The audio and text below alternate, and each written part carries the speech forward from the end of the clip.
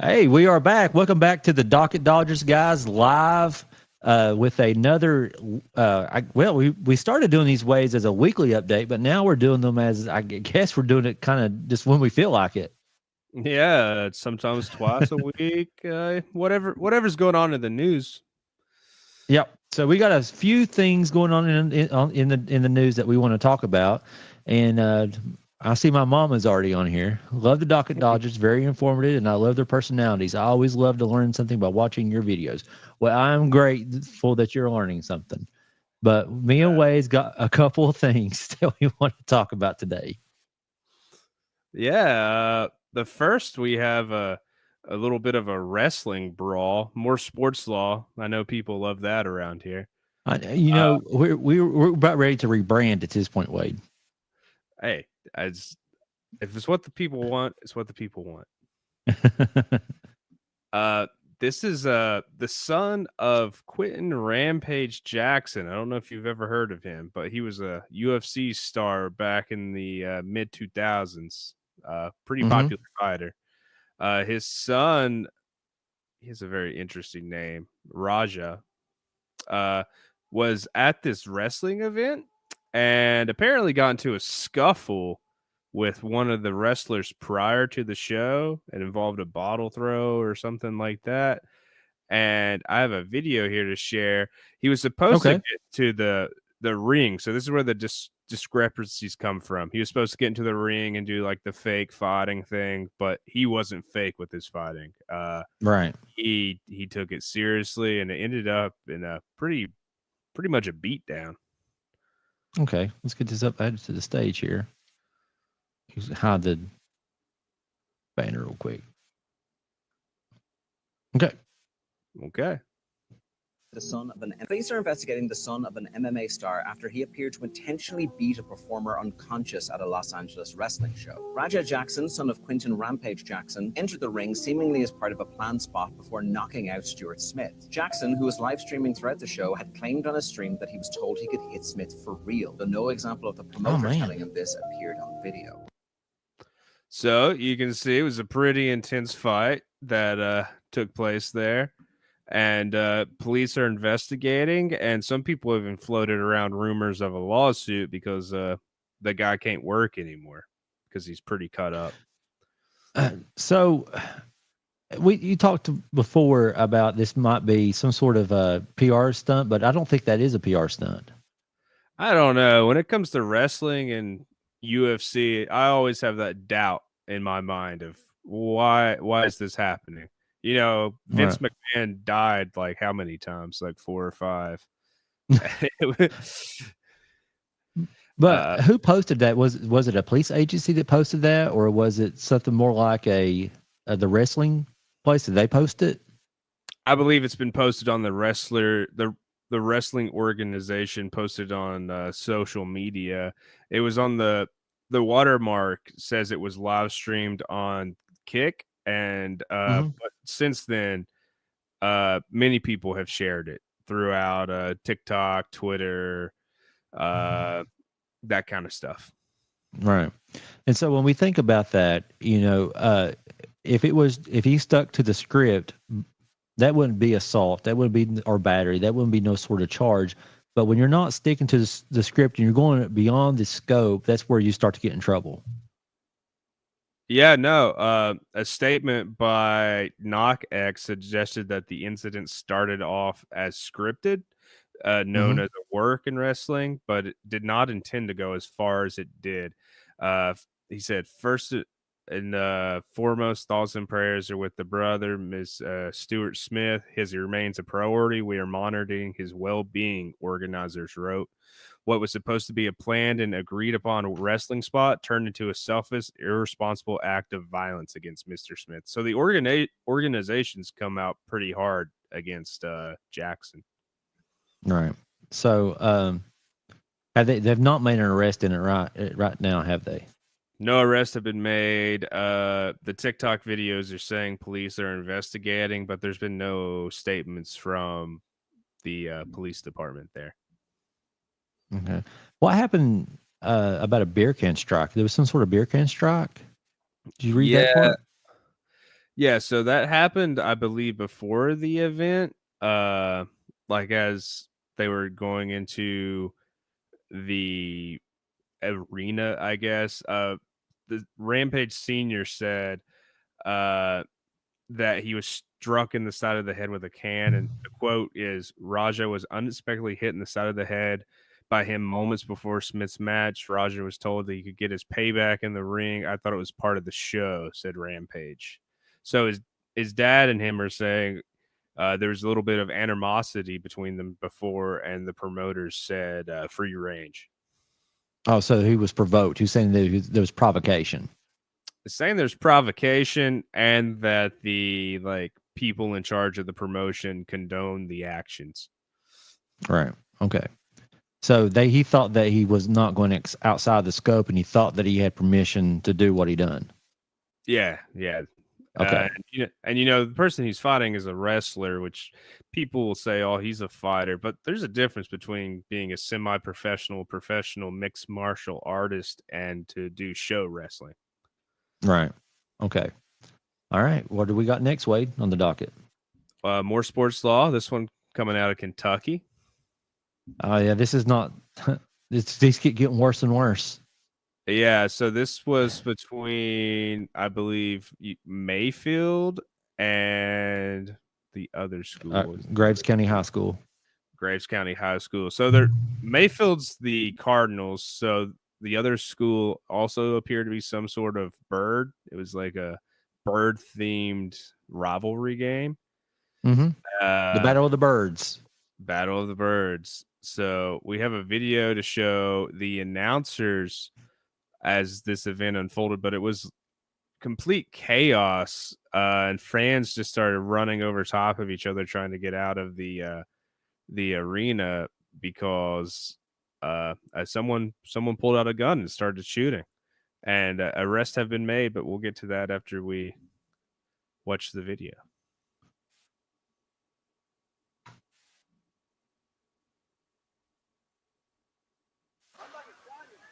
So apparently there's been rumors of gunshots. And he's not down yet at the 40.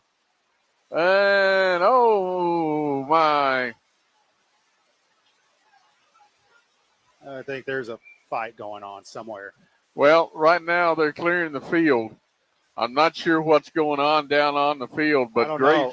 I'm not going to speculate. There's officers handling the scene now. Paramedics, they're getting the stretcher out. So as you can see, it was pretty chaotic turn of events there. You got players jumping over the fence, fans leaping out of the stands. And this all came from a shooting. So it was actually a 14-year-old boy from Fulton, Kentucky. He was arrested for shooting at the event. It left an 18-year-old boy with a gunshot wound to his upper torso. So he's probably having to deal with that. Well, I see that they charged him with first-degree assault, and I don't know. Did he not mean to shoot at the 18-year-old boy? I don't know. The victim was Jordan Riley of Farmington, Kentucky. He was transported to an out-of-state hospital where he's in stable condition as of right now. To me, I feel like that's a bigger charge than first-degree assault. I would think so. The police investigation said it came from a physical altercation between the victim and another juvenile, during which the suspect discharged the weapon. So it was probably like a melee, couple kids in a shoving match, and one pulled out a gun. Oh yeah. But the football game was suspended. They did not finish. Mayfield was leading Graves County with a score of 40-7. So I don't know, but I think they'll let that be the final for the game. If I was guessing. Yeah, there's no comeback there. Yeah. But this 14-year-old kid with a gun at a school event, that's a little crazy. Yeah. And you think they might do some liability for the parents? We've seen that in the past. Well, that's when you have these shootings like of this nature go on, they usually try to go after the parents And I think the last school event like this that we had, they did arrest both of the parents. I can't remember where that was at, but they did arrest both of the parents, and I think they charged them with some sort of negligence. Yeah, well, when a 14-year-old has a gun, he had to get it from somewhere, and it's most likely the parents. And I would say it's negligent of them to have their kid out there at a school event with a firearm. Right. Uh, Assault in Kentucky. What charge do you think would be appropriate here? Well, when you're 14 years old, there's court can look at where you engage in adult activity, was it inherently dangerous, and that's when they can start to charge you as an adult. And I think something like this is inherently dangerous. I think that you're doing an adult activity. And usually they're going to look at a 14-year-old and say, yeah, we can charge you as an adult, but we don't have all the facts. That's our problem, Wade. We don't have all the facts. And not saying that these charges might not be upgraded in the future, but right now we don't know what they are trying to allege that happened. If this is just a 14-year-old with a gun and he was just playing around with it and it went off, yeah, maybe first-degree assault is the appropriate charge. But if he would brought the gun to do something more harmful to that kid, then you would see some sort of attempt, I would think. Okay. And does a 14-year-old get a self-defense claim? I would imagine, yeah. I think anyone gets self-defense claim. Even though you're not legally able to carry the weapon. I would say so, yeah. Allege that. I don't. Well, that's a fact for a jury to decide. I mean, self-defense is a defense for a jury to decide, and I don't know. Well, let's just say, for example, that you were inside of a home and you had your 14-year-old inside of a home that knew where your pew was at, and someone was trying to break into the home. I don't think anyone in the world would find that kid guilty of something based upon his trying to defend himself. I remember that from my torts law class, my first semester. It was like a kid was bullying another kid, saying he was going to come and kill him or something like that. And he said, "Don't come to my house. Stay away from me." And the other kid showed up. The kid at home was alone. His parents were out at work or something. And this other kid started kicking in the door. And when he kicked in the door, the kid inside the home shot him with like a shotgun. And what was the outcome? He wasn't criminally charged, and he was not found negligent, or the parents were not found negligent in the civil case. I don't think so. I don't think so either. I don't know how in the world any jury would find a kid negligent for that. Yeah. Okay, what do you got next, Wade?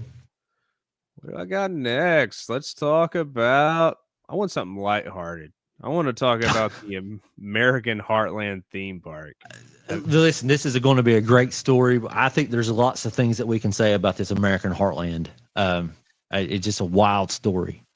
No, it is. For those that don't know, it's a planned theme park in Oklahoma. It's supposed to be 1,000-acre development with 125 acres of like being the park itself, costing around $2 billion. They're supposed to have like a whole RV, like it's a competitor to Disneyland. It's supposed to be like for like Americans now that Disneyland, Disney World is like so commercialized and costs so much. But it hasn't been built yet, and part of the reason it hasn't was because there's a pending lawsuit claiming, and the lawsuit claims a 91-year-old was manipulated using his religious faith to fund the park. It says they used fraud and psychological abuse to trick this elderly man into investing millions of dollars into the amusement park. Do we know how old this guy was? 91 as of right now. Yeah, because when you look at fraudulent inducement, you got to think about how likely someone was to believe what they were being manipulated. And I think 91 years old, that you are at a diminished capacity. And this man thought that he was Whoa. You're going to say we can't have certain presidents now? This is But this man, he thought that he was receiving text messages from God. He really thought he was receiving text messages from God, because they were sending him text messages and from another a person called Sister Catherine, and Yeah. he really thought that he was receiving these religious spiritual texts, and so that's what they're going to look at. Was he fraudulently induced? But I'm sure that he signed contracts with other people as well to get this started. And so what's going to happen to those contracts? Oh yeah, for sure. To build something like this, there's multiple layers of contracts, developers, people, even unrelated. Maybe people in the community were like building an Airbnb because they knew this was coming, and like, where's their reasonable expectations? There's a lot going on, and something this big. They said they were like, what, $60 million out of them? Yeah, 60 million. They got $60 million out of sending these text messages to this old man and saying that they were God and Sister Catherine. That's crazy. But this man had $60 million, which would imply, he's probably at least he used to be a savvy businessman. Right. But now these people have done it. These people have done this. They're looking at some serious charges. And if this was over state lines or it was some sort of scheme, I mean, you can look at that this could be some sort of RICO charge. Yeah, it could be. It could definitely be federal charges, especially wire fraud and that kind of stuff, because apparently they were moving money not even into the business itself, but paying themselves directly. And really? members. Yeah. Did we know where these people were located? Oklahoma, as far as I know. It's alleged, the lawsuit claims that the person behind it, Silanskas, made at least $684,000 through the scheme for himself and his family members. Another investor, guy in charge, made $450,000 for his family. And so they had these shell companies that they were just moving the money to. That's what the lawsuit's saying. And I would assume it's all over Oklahoma, probably Texas there. That's hi Art, how you doing? So this is going to be some sort of fraudulent scheme. So we are looking at RICO in this case, maybe. I mean, even a state RICO charge. Yeah, Oklahoma has a state RICO charge. I'm sure they could look into that. Man, they're gonna have to prove that they were lying to him about these things. But you said what? He was saying it was sister, a religious figure themselves, were texting him. Yeah, they said they held themselves out to be religious figures. He thought God was texting him, and he thought that a nun was texting with God, and her name was Sister Catherine. Okay. Too early here, LOL. The live popped up, so I'm listening in. Well, thanks, Art. We're glad to have you. What law school do you go to? You know any Arts over there at WVU, Wade? Art? I don't know if I know an Art. Only Art that I know is Art Bell. I don't know if you know the Coast to Coast AM old radio show. He's passed away now, but I think Coast to Coast AM is still on the radio, and a lot of those overnight truckers listen to it. It's a paranormal radio show, and people will call in and tell paranormal stories. Well, I think might be what you're doing in your next career. I think you're going to be the late night host of the nation. Art goes to St. Mary's. Okay. St. Mary's. Wade's at WVU. That's East Coast, right? St. Mary's? Yeah, where's St. Mary's at? Art? I went to Appalachian School of Law, as more formally known as Grundy. St. Mary's is in Texas, Wade. Okay, down in Texas. Yeah. So. Well, we're just so used to the St. John's and all that we think St. Mary's is going to have to be somewhere like East Coast. Yeah, I was assuming Catholic basketball programs out here. Got somebody like Rick Pitino coaching it. Yeah. No, he's down in Texas, so maybe he was looking forward to going to this park one day. It looks really cool from its artist rendition. Pull it up, let us see it. Hey, Art, what part of Texas is St. Mary's? You around the Houston area? Because I was going to say, there's a lot of great attorneys, criminal defense attorneys that I love watching from down in the Texas area. Dan Cogdell and Tony Busby, two of my favorite attorneys to learn about. Well, San Antonio. Okay, down at the bottom there. I like that old timer from Texas you've been showing me recently. Yeah, that's Dan Cogdell, man. Dan Cogdell's the man. No, he's been pretty cool to listen to. So here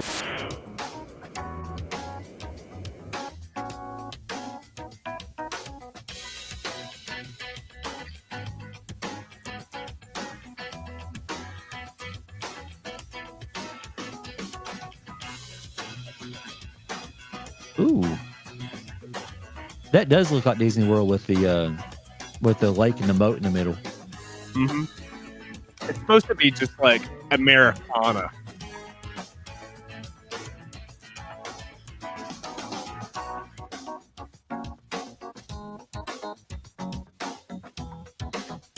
So it's just like Disney World. It's got all the places from around the world.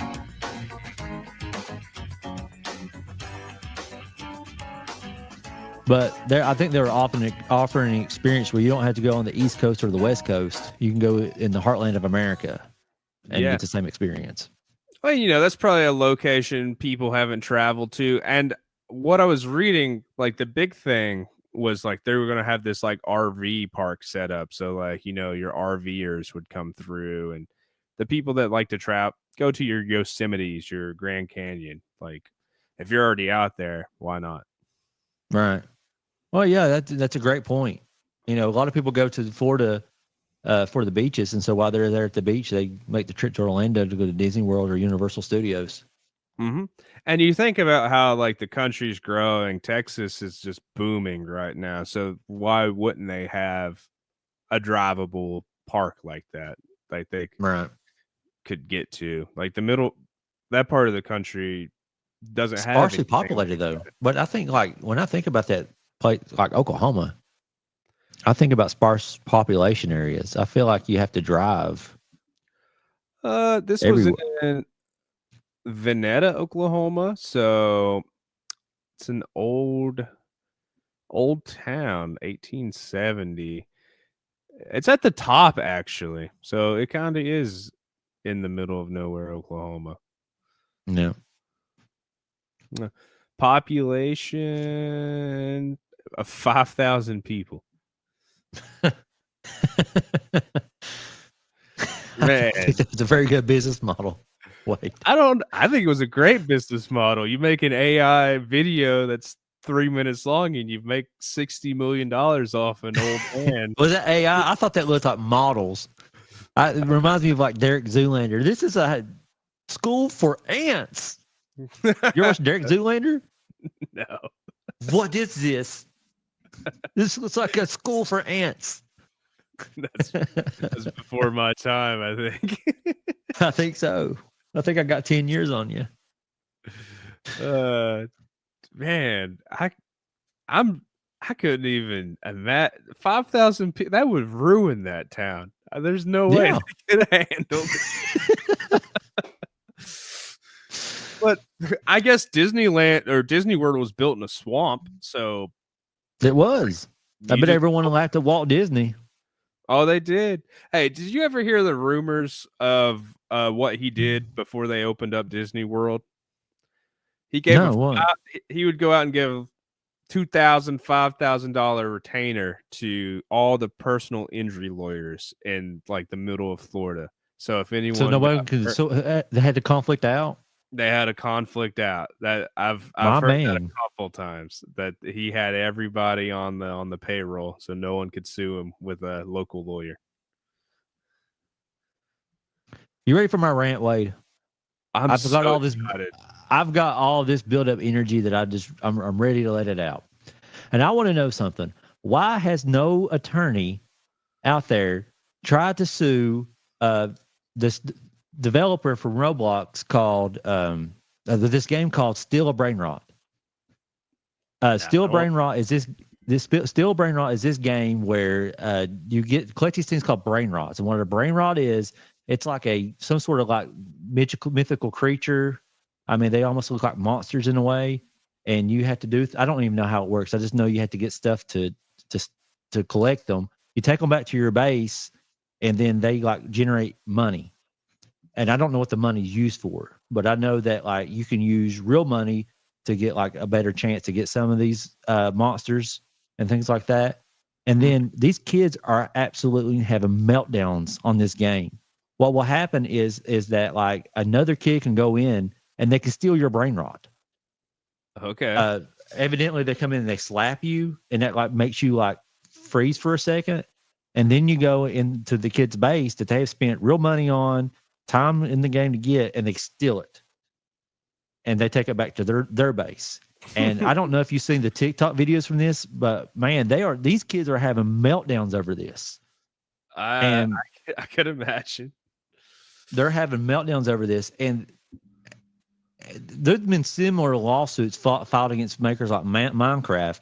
And what this is something called a reward addiction loop. And what it does is that, the kid gets this dopamine and this feel good serotonin from working so hard and obtaining this creature, brain rot, and then someone comes in and they just take it from them, and all that dopamine and stuff crashes, and it makes them have like a meltdown. I mean, it's all over. Maybe you can look real quick, Wade, on like YouTube and find something to pull up and watch. You can type in "still a brain rot kids meltdown," but I mean, these kids are absolutely melting down. Well, maybe they need to get better. Well, the thing about it is the FTC usually regulates things like this, and they regulate like deceptive practices against children. This is like targeting children. This is kind of like emotional warfare. They know exactly what they're doing. They have another game called Grow Garden with same premises, that these kids go out, they work really hard, they get the best garden they can get, and someone can come into their garden and steal their stuff. And so when the science behind this is, and this is what's been studied, that psychologists say that whenever you have a rush of dopamine from the reward of getting something, and then you have all of a sudden a crash at someone stealing the stuff, that your body, your mind is in an addiction loop, and it's looking for that rush of serotonin again. So it makes you start doing the reward all over again. And that could be, I want to spend extra Robux, and to get Robux, you have to spend real money to be able to get these good brain rots back. And so they said the kids are freaking out, and they're like, "Mom, Dad, I need some money to get this money back." Yeah. And psychologists have said this is kind of along the lines of how a gambler feels on slot machines. I don't know, but like, so you pull the slots and you're losing your money, but all of a sudden they give you a little hit to keep you keep you coming back. Yeah, but the problem with this is that Roblox is a game made and designed specifically for children, and so this is targeted towards children, which children are more protective than what an 18-year-old adult or above adult would be. Well, so all the videos I've found are just like these grown men just like making these children cry so far. Yeah. And it's a predatory practice, and the FTC has sued and fined civilly other platforms that have done the same thing, like Minecraft and Fortnite.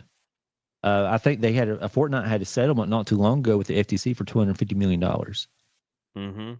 Well, those Fortnite servers were just money laundering, man. They were taking cash in and just spitting it out to the people that owned them, because it's a pay to win. Like a lot of games, they're like, you can buy a skin, you can buy an art, like it doesn't change the game per se. But when you can buy this potion that makes you better, like this weapon that makes you better, you're paying to win. And that when it goes back to that dopamine, like if you want to win, you got to have the good stuff. Right. So, I mean, that's my rant. I just don't know why anybody has not filed a lawsuit against Still a Brain Rot yet. I mean, these parents are posting on TikTok, these kids having meltdowns and screaming and crying, and they think it's funny and cute, but really it's not funny and cute. It's really psychological warfare. I just read this article. Roblox just set a 47 million player record. So they have so many people on here. Yeah. But Roblox themselves have mandatory arbitration. But that doesn't extend, even in their user agreement, that doesn't extend to developers. Okay. And so, but if I'm a developer, I'm going to say that that encompasses me too. And when you sign that arbitration agreement, that protected the developer if I'm a developer. But I don't think that it does.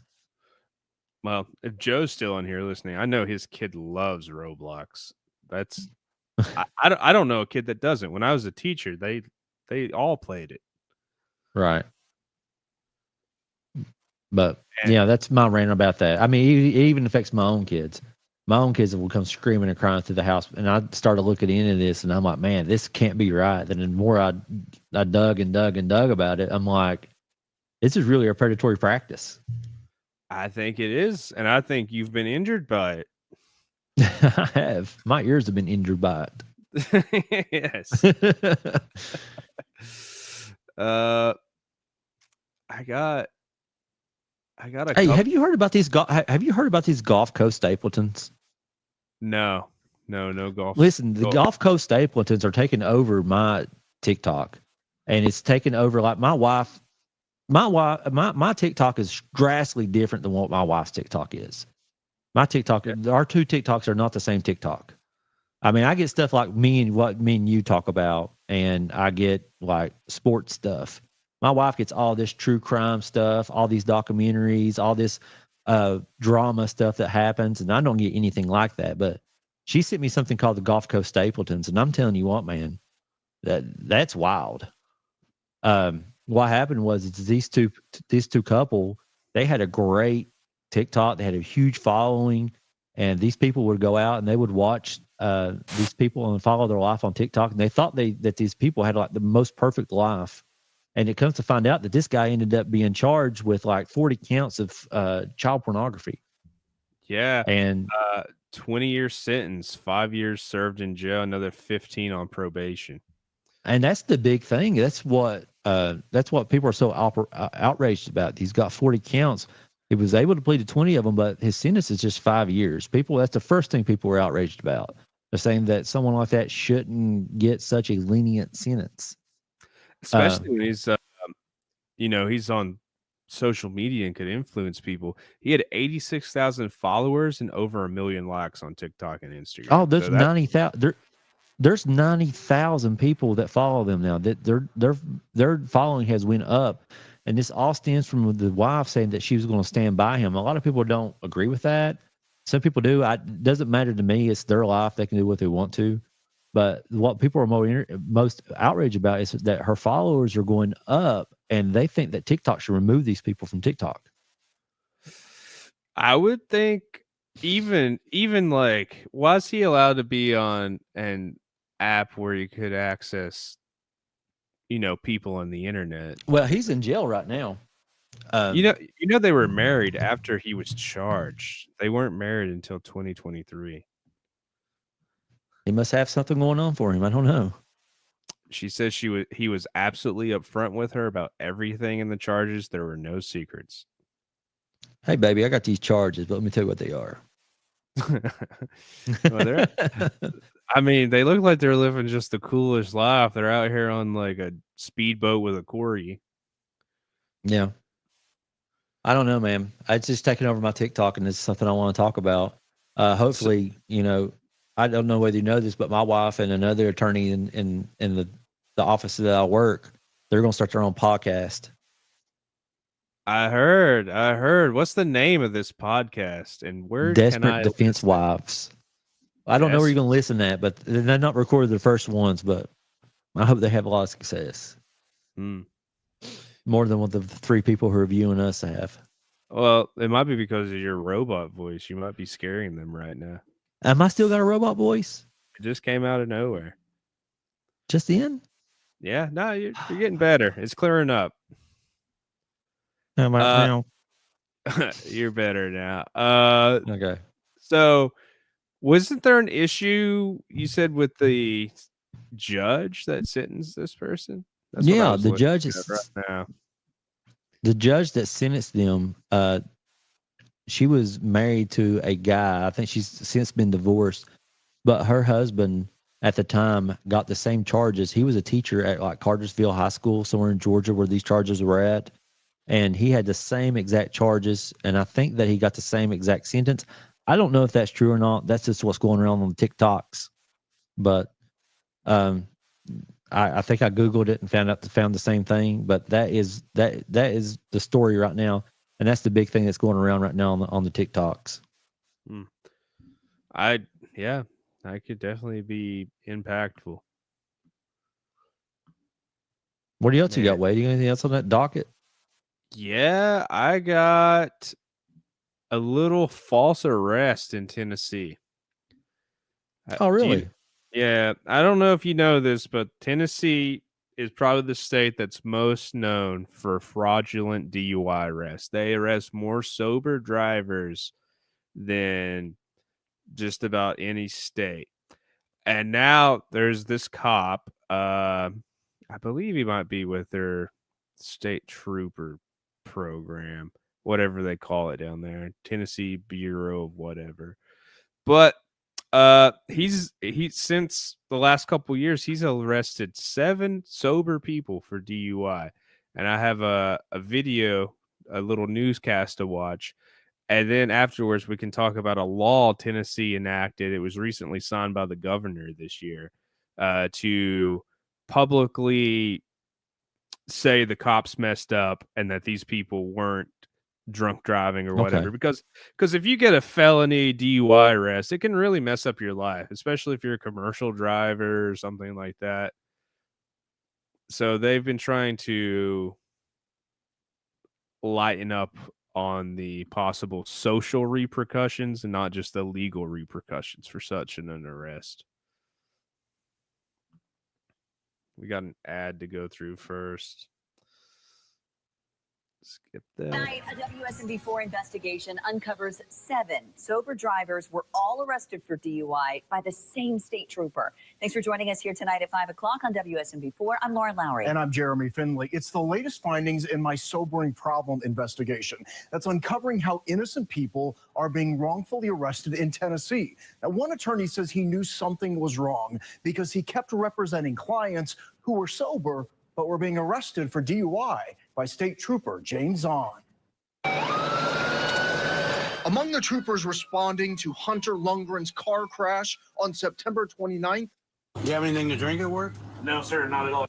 Was Trooper James Zahn, who after talking to Lundgren in the ambulance had real doubts about his sobriety. Cocaine. Oh, he's on some. He's some kind of upper. Yeah. I'll do field sobriety on you real quick. Yes, sir, sure thing. You did a field sobriety test with a Broken nose with blood all over me with cuts and lacerations. Yes, so he decided to go ahead and do that. He thought that was a good idea. And after that field sobriety test? Turn around. Yes, sir. Whoa. I have not been drinking, sir. I really haven't been drinking. Lundgren was taken into custody, charged with a DUI by a trooper, again, who had made this prediction before the field sobriety test. Oh, he's on some. He's some kind of upper. So your blood work came back. Came in Completely sober. completely sober. The blood test results, no alcohol, no drugs. For an officer of the law to be on the force for 20 years I didn't get close enough to smell, and not know the difference between somebody who just had a car crash, but his eyes are bloodshot and watery. someone who's drunk, or someone who's on drugs, that's inexcusable. What Lundgren didn't know is that just 2 months earlier, Zahn had arrested another driver for DUI who asked that she not be identified. Her blood work would show no alcohol, no drugs. And 3 months before her, Zahn would arrest Adam Filyaw, not just for DUI. But it was also carrying a firearm while under the influence. Knowing he faced even more serious charges, he was relieved when his blood test came back negative for alcohol. His drug toxicology only showing he had amphetamines, which he uses for ADHD. Both charges against him dropped. Maybe he needs to go back to training. And 6 years before them, Zahn, then a Williamson County Sheriff's deputy, arrested Charlie Smith for DUI. His blood work, no drugs detected. As for alcohol, mine was 0.00 alcohol. He's done this repeatedly. in fact, in May of 2019, Smith's attorney, Eric Larson, wrote to the then Williamson County Sheriff, citing 2 additional cases where sober drivers were arrested by Zahn. Charges dropped in both cases, writing, "We do want Zahn to understand the consequences of his decisions." You've got innocent tax-paying citizens, good people who they've got to go to jail. They've got that humiliation. They've got to pay to get released. In addition to all these cases, fast forward to February of this year, Tracy Sprouse would become the 7th sober driver documented in court records to be arrested by Zahn for DUI. Her blood work would later show no alcohol, no drugs in her system. Before her arrest, she was playing pickleball. Now I have like PTSD when I see a police officer with its lights on. When you see the same officer, same trooper in this situation that hasn't happened multiple times, well, then you obviously have to look at a training issue. I think this is a product of a systematic failure from the top down. You're putting a lot of trust in the people. At the top of the THP is Colonel Matt Perry. For months, WSMV4 Investigates has been asking for an interview with Perry. We also asked to speak with Zahn as well. Once again, the THP told us they had no one available to do an interview. We wrote back and said we pushed back our deadline to offer more time, but no one responded.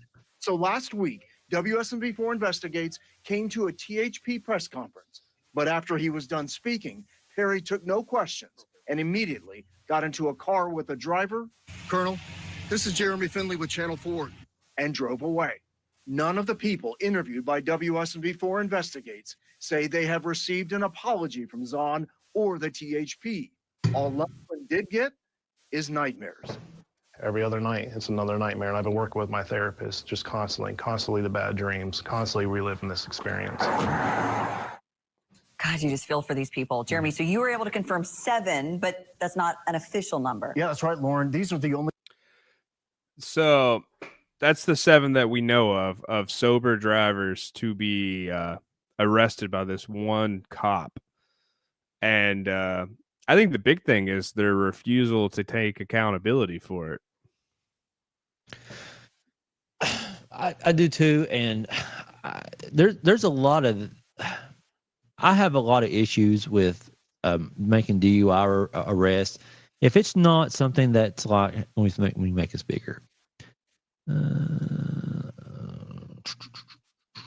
If it's not like they use pretextual stops. First of all, they use pretextual stops to pull people over. They look at a vehicle and say, "Hey, this type of vehicle is something." I expect them to have some sort of drugs, alcohol, or something on them, because I'm just solely based on what type of vehicle they're driving. And so they pull them over, and then they get them out of the vehicle, and then they do this pseudoscience, this field sobriety test, which I don't even think is even real science. Yeah. And that they give them all these tests, and they look for these clues is what they're doing. When they do these field sobriety tests, they're looking for these clues. But what people don't understand, you can walk, they'll say walk in a straight line for 10 steps, heel to toe. And you can do that perfectly. But if you do 11 steps instead of 10 steps, that's a clue. Yeah. They'll count off for you on that. They'll say that's a clue. That's a hit. If they say, I want you to bring your finger all the way back, your right finger all the way back, and come and touch the tip of your nose, and you do that perfectly, but you used your left hand to do that, they count that off. They use that as a clue, and they'll say, well, we had 8 clues that they were impaired. And so people might think that they're physically doing the field sobriety test correctly, but these officers already have you pulled over, already suspect you of doing something, and most of the time they're already looking for an arrest. Oh yeah, they said the dude was on coke before they even talked to him. Right. They said he also was so are uppers. upper. Yeah, I heard that. Yeah, and then there's this other incentives. Most of these state police, the local sheriff's departments, local police, they get these federal grants through the National Highway Transportation Cabinet Department, and most of these are like just for DUI checkpoints. Most of it's for cruising for boozers or whatever that's called, and so they get these federal grants to be able to, and they justify getting these grants based upon how many DUI arrests that they make. And so if the more DUI arrests that they make, the more justification they have for applying for these grants and getting these grants. Well, it goes Then also back to the ticket quota system, right? Like, are they out there to keep us safe, or are they out there to keep their jobs? Like, what's the goal? The other incentives will be internal incentives, like this officer made this many or DUI arrests in the past month. They get something. They get some sort of reward for that. Also, the incentives are more. There's more money in the court system for DUI arrests, and more money is being generated through tickets for DUI arrests.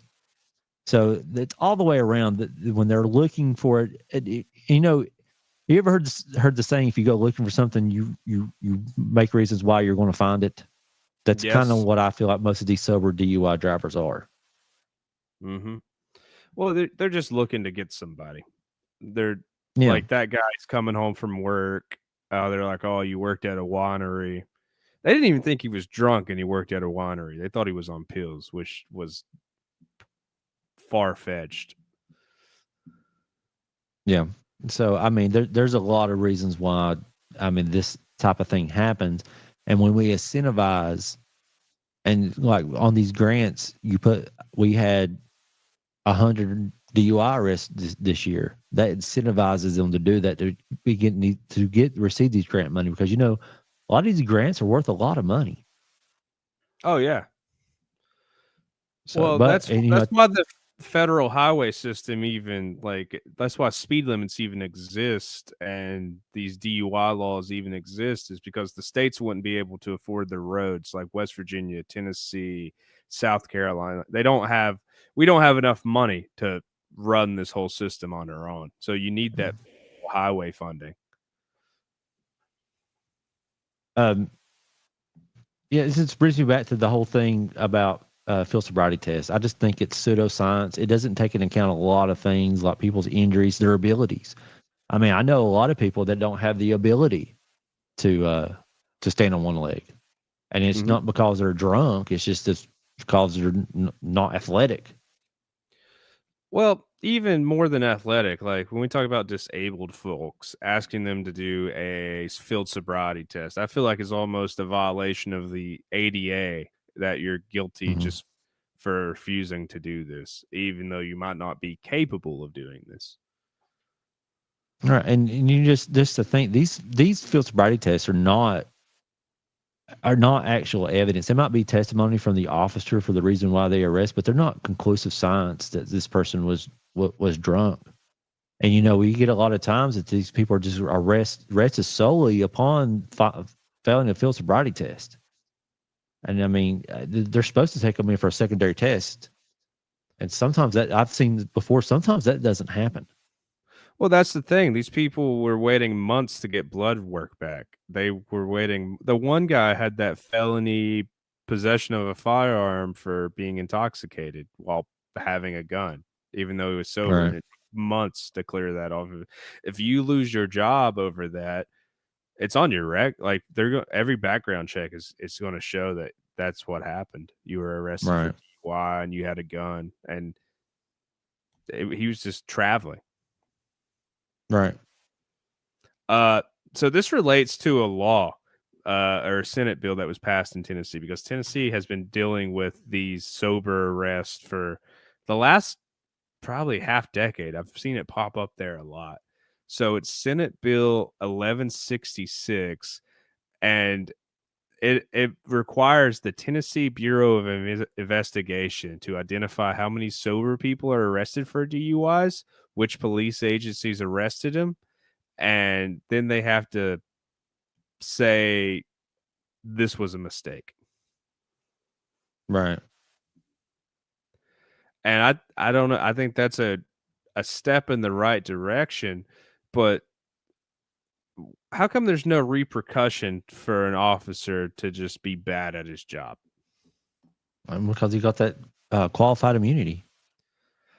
Yeah, you have qualified immunity from us, the citizens, but why don't the people in charge, like like if you're why would the governor not come in and be like, fire the bad ones, get the good ones in there?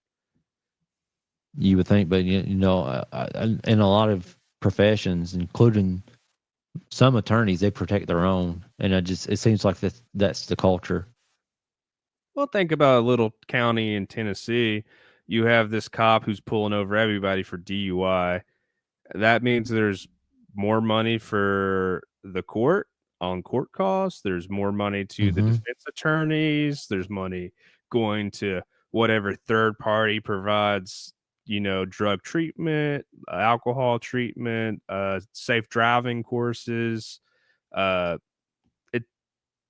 DUI is how, like, what, $10,000-$20,000 sometimes. It Oh racks yeah, up I mean, this money. you're ruining people's lives. I mean, it ruins people's lives by doing this, by making these false arrests just based upon I pulled you over. I'm looking for a reason to arrest you, and I'm going to make up a reason to arrest you, and then it shouldn't take as long as it takes to resolve things in the court system. It's just the name of the game, though. The court system is so bogged down, especially in the criminal court, especially in misdemeanor court. It's so bogged down. They see so many people a day that it takes forever to resolve some of these things, and it's life ruining. And not to mention that, like in most states, the DMV doesn't have to go by what the court system says. They make their own rules, promulgate their own rules. And even if you do have a wrongful DUI, you're looking at in many situations that the DMVs are revoking or suspending these people's license or making them take some sort of class based upon a false arrest, even though it was dismissed. Yeah. And then if you don't get your license, that's even more charges the next time. That driving without a license charge gets so many people. Especially if it's driving revoked DUI. When you talk about driving revoked DUI, that's minimum jail. That in most states, that's a mandatory jail even for first offense. Even if you were innocent of the DUI, yeah, and you're driving out here driving revoked, you're in big trouble. Mm-hmm. And when you were just talking about how long this court process is, it's prove yourself innocent. But it is in a lot of these situations, it's prove your innocence. And have you seen the new executive order? Trump I don't know if he signed it or he wants to. Oh, sign bail it. credit. Yeah. No cashless bail. So that's what are we doing here? Like, you have to have money to get out of jail, or that's what it seems to be. It's personal recognizance. Yeah, you're talking about personal recognizance. A lot of people can't get out of jail. A lot of people are very indigent. There's more people that have not than have in this country. And even if I just hate to know that if I'm wrongfully accused, I can't get out just because of my ties to my community, and just because that I might be a low risk to be a repeat offender. I mean, that's something that the courts look at when giving someone a personal recognizance bond. And I think me being a person in the community and me being a low flight risk, I've never been in trouble before. And now that I may not have a lot of finances, I can't get out of jail because I don't have money for bond. And not only do you not get out of jail, just because I don't know what the stats are, but the majority of Americans don't have $5,000 on hand just to put down. No. And if you're in jail more than a couple days, you lose your job. If you're in your jail for a couple weeks, you lose your house. And that's just, you lose everything, even if you're innocent, because you have to wait 6 months to prove yourself innocent. Right. And I would say typically when I see a DUI case, it's at least 6 weeks before we're getting to the point where we're making some sort of, either they're taking a plea deal if they have done it, or if they've not done it, it's taking even longer because we're waiting on the state lab. The West Virginia State Lab has a backlog of tests that it takes months to get results back from the West Virginia State Lab. Oh, and that's if the results are wrong, because the West Virginia State Lab, that they pushed out hundreds of false reports over the years. People went to jail for it, but that doesn't mean people are doing their. If you want to challenge a drug test result, a blood result, that means you have to pay your own experts, do your own testing. It's in most situations they destroy the vial. If you're not making a motion to preserve after they test what they need to test at the state lab, that's being destroyed. Yes, and it's like you said, this science is not certain. It's science. There's false positives. There's mistakes that happen. There's not chain of custody that's followed. I don't know if a lot of people know this, and I just want to say it out there for people in states that have this law. But when most states require you to have a secondary chemical test. Whenever you get pulled over, say the officer has probable cause based on a field sobriety test, they want to then take you for a chemical test. And some states are refusal states where if you refuse, you lose your license for a period of time. But if you do go in for that blood draw, some states have statutes that say who can draw that blood. A lot of the time they're letting a phlebotomist come in and draw that blood. And a lot of times these states, some states have statutes where a phlebotomist is not certified to draw blood for a DUI case. Because you got to think about someone that needs to be trained to know that what you have to put on the surface, because some of this, like you rub alcohol on the surface of the skin before they put the needle in, that can cause false positives. So most of the time it has to be someone who's trained to be able to do it, like a registered nurse or some sort of physician. West Virginia statute says it's got to be a physician, a registered nurse, or some sort of medical technician. I've not seen any case law where a phlebotomist is a medical technician, but when I think about the word medical technician, I think about EMT is what I think about. Okay. What do you think about when you think of medical? Do you think that's broad enough to define a phlebotomist? I don't know. When I think medical, I think maybe like X-ray guy or something like that. You think an X-ray guy gonna draw my blood for a blood result? Well, when you're saying EMT versus medical technician, I don't think when they wrote that statute they were thinking EMTs were drawing blood.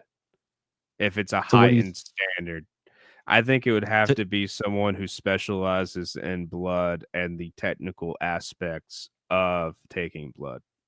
So you think phlebotomists will count under the West Virginia Code? I would have to see what a phlebotomist training is. I really don't know. It's just drawing blood. It's the whole thing of being a phlebotomist.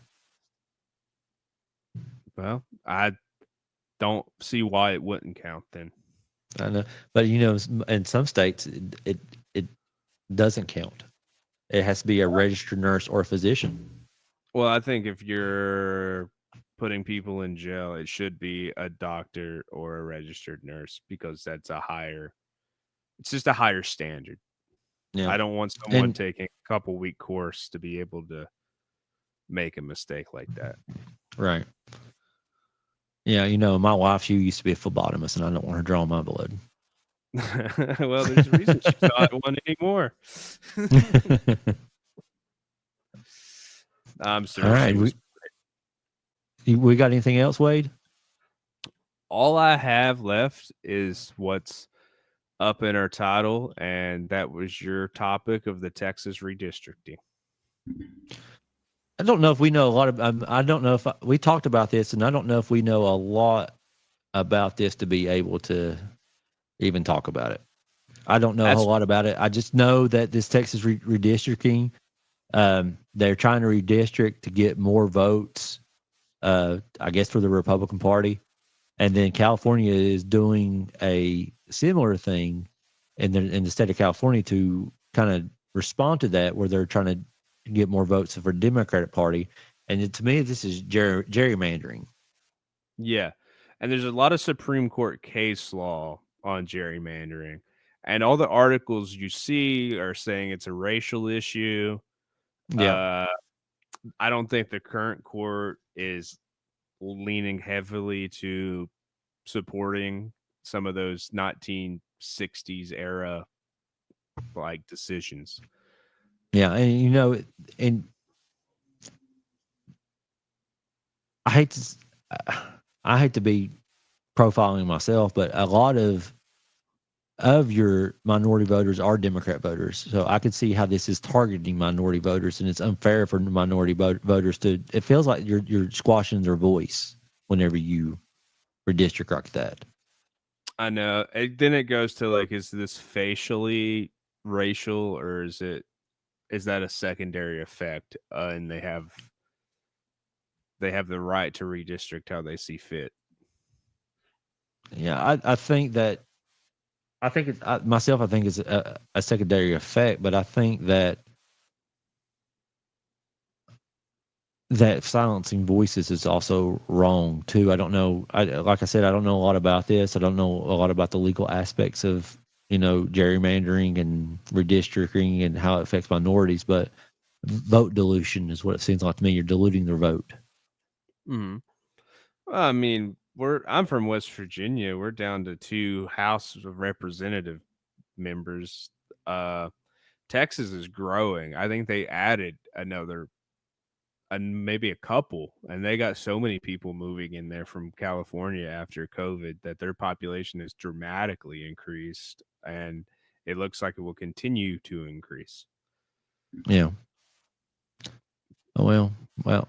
Maybe we'll know more about that next time we come on the air. But right now, I just don't feel like that. I feel like it's intentional vote dilution, and I don't think it's right. They may have they may redistrict as they see fit. I know that the Constitution gives states a lot of latitude when it comes to what representatives they send and how they send representatives to Congress. But Mhm. to me, it seems like it's vote dilution, and it feels like it's unfair. Well, Just on its normally face. normally What California is doing is not any better. I want to say that too. I don't think what California is doing is any better. I agree. So normally this redistricting happens during a census year once you look at the numbers, right? That's what I've Yeah. always been told, that it happens after the census. You redraw the maps after, maybe this town got bigger, maybe this county got bigger, and this county got smaller, and you just kind of change it based on that. This happened in a non-census year because they said Trump asked for it.